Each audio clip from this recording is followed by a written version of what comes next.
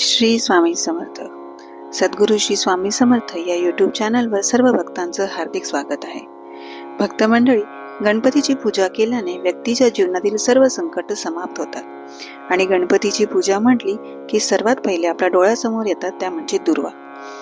दुर्वेशिवाय गणपतीची पूजा संपन्न मानली जात नाही आणि गणेश हे असे एकमेव दैवत आहे की ज्यांना पूजेमध्ये दुर्वा अर्पण केली जाते. तर गणेशाच्या पूजेमध्ये दुर्वांचं काय महत्व आहे, चला जाणून घेऊया. आख्यायिकेनुसार प्राचीन काळात अन्लासूर नावाचा एक राक्षस होता. त्यामुळे स्वर्ग आणि पृथ्वीवरील सर्व लोक त्रस्त झाले होते.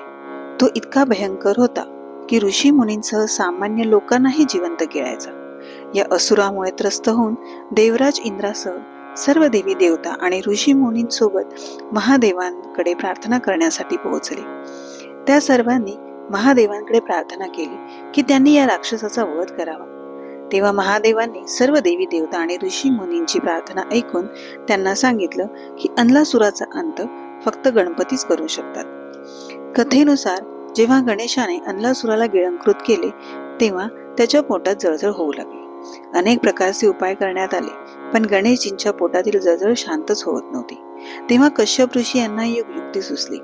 त्यांनी दुर्वांच्या 21 गाठी बांधल्या आणि गणेशाला खायला दिल्या. जेव्हा गणेशजींनी या दुर्वा खाल्ल्या तेव्हा त्यांच्या पोटातील जळजळ शांत झाली.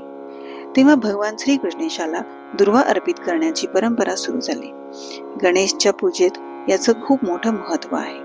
दुर्वांमुळे पोटातील जळजळ तर कमी होतेच, त्याशिवाय अनेक प्रकारच्या आजारांमध्येही यामुळे आराम मिळतो. यामुळे आयुर्वेदातही याला मोठं महत्व दिलेलं आहे.